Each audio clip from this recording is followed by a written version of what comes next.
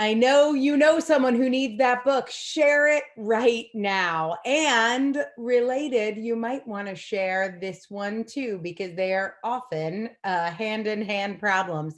Our next author and our last author for today is the author of Heal from Your Narcissistic Ex, the ultimate guide to finding safety and sanity. Heather Kent. Well, hello. Hello. Heal from Your Narcissistic Ex. We learned about the secret art of non-toxic relationships. You probably can't have a non-toxic relationship until you have healed from your narcissistic ex. So this is really step one. What do you mean by find safety and sanity? What is this journey about?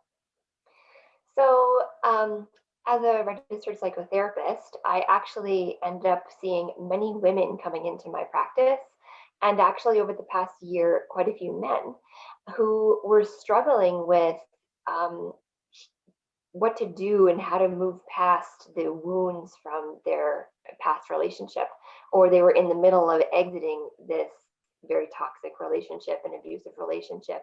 And when you're dealing with a narcissist as your partner, it's a type of emotional abuse that's very specific and very insidious. And so sometimes it is so hard to see and understand even what has even happened to you that you question your own sense of reality, you question whether what happened is real, and you are constantly feeling on edge. You don't feel safe, and when you've left an abusive narcissistic partner, you are always wondering what is going to happen next. What are they going to do to you next? When is the other shoe going to drop? When the phone rings, is it them? When I open the door, is it going to be them? How are they going to punish me next? And so there's this real feeling of fear and lack of safety that comes along with coming out of a narcissistic relationship. And so that is really kind of the goal and the journey of this healing work, is to be able to move past that fear and to realize that you are safe, that they can no longer impact you or influence you or have a hold over you anymore. You are strong, you are capable, and you can, have happiness and I confidence have in to your own life. imagine, I have to imagine that part of the issue when you've gone through that and then you get out of it is, well, for sure, I'm never going to be in a relationship again. Like, even if there's a 1% chance that's going to happen again, forget that. If you have kids, if you have health issues, like, it's just got to be like, I'm not going to risk that. So, Yep. do people that would benefit from this book, do they need to be at a place where they want to date, or is there a value to healing even if you're like, I'm never going to date again?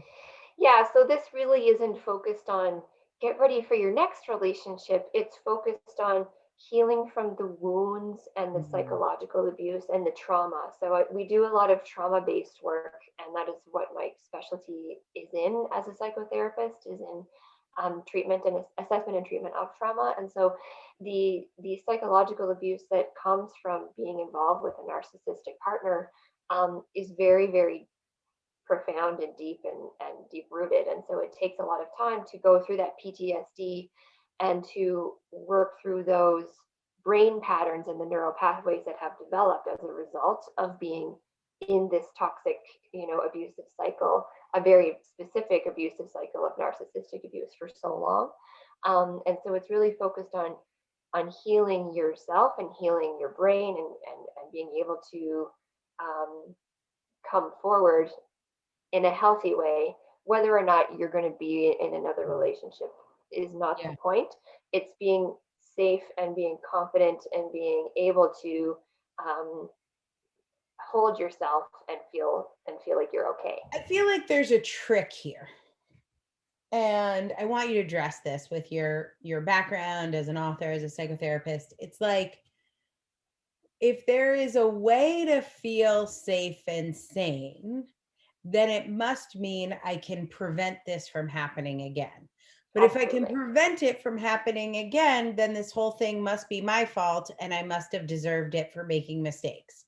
Yep. Oh, the biggest well, my biggest thing, and then the biggest thing I hear from clients is, how did I not see this? How did I let this happen? How could I be so stupid? How could I stay this long? Why didn't I know?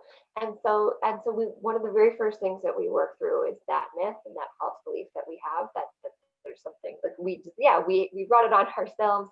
We were the ones that stayed this long, and therefore we deserve what happened to us. But we also don't know what we don't know until someone shows us what we don't Mhm. know, right? And we make the best decisions that we can in that time based on the information that we have. Of course, initially, and I use sort of the lobster in the water analogy, if you put a lobster right into boiling water, it's going to be hot and it's going to be awful and they're going to notice it right away. But if you put the lobster in cold water and slowly turn up the heat, he's not going to notice the change in temperature so much, right? It's not so much Mhm. of a drastic shift. And so being in a relationship with a narcissist is very similar to the lobster in the cold pot of water, because at the beginning, everything seems great, wonderful, like magical, even just the most wonderful thing on the planet. And so you can't see, and the manipulation is subtle and it changes slowly over time until you get to this point, however many years or months later, when you don't even recognize yourself and you don't recognize your relationship, and you're like, how did I get here? And it's really because it's so insidious and you're in it every day, you can't see what's happening. Yeah. I think that's the one of the hardest things about dealing with a narcissist is the, it's how hard it is to see and how easy it is to blame yourself. And then Yeah. having the willingness to do the work. Like my biggest shout out is to your reader. I mean, like good for you for writing a book, but man, to be a reader of this book and to say, I'm going to do this work. How brave is that? You must be They like so. my clients, and my ideal reader, my dedication is to one of my clients, and I had her permission to put her name in the dedication, is my clients that I have worked with through this difficult and painful but very rewarding journey are the reason why I wrote this book. They inspire me every day. They are so incredibly brave, and they when I say that to them, they're like, "No, I'm not. I don't feel that way." And I remember feeling that way too. But they are just the most courageous people that I have ever had the privilege of working with, and that is what drives me to want to share this message and share the knowledge that I have obtained over my own experience and through my work, my clinical work, so that more people can know that there is possibility, there is hope, you're not alone, and we can walk through this journey with you, and it is possible to get better and to have a better life. I love that. In our final minute or two, any thoughts that you want to share about the author incubator? We've been on a journey together, and any takeaways if somebody's wondering, is this a good use of my time? Is this a good use of my money? Are these good people to work with? What would you say?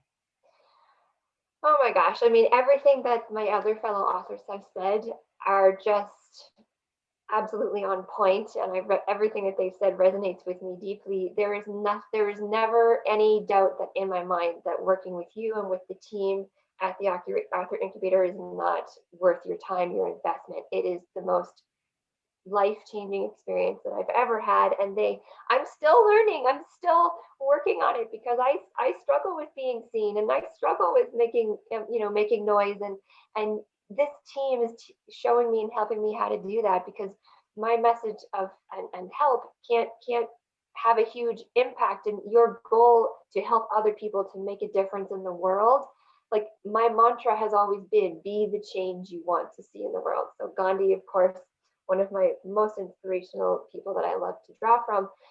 And this is what you and your team are doing, is that you are allowing us and giving us a path to be the change. And you are the change. And it's been such a And gift. then to I be have, with other people who live their lives that way. There are other ways to live your life. You don't have to be the change, but being surrounded by people who embrace that, to me, is awesome. That's why I love being around you, Heather. So thank thank you for you. your work, for your commitment to your readers, and congratulations on Heal from Your Narcissistic Ex, the ultimate guide to finding safety and sanity by Heather Kent. Congratulations. Thank you so much.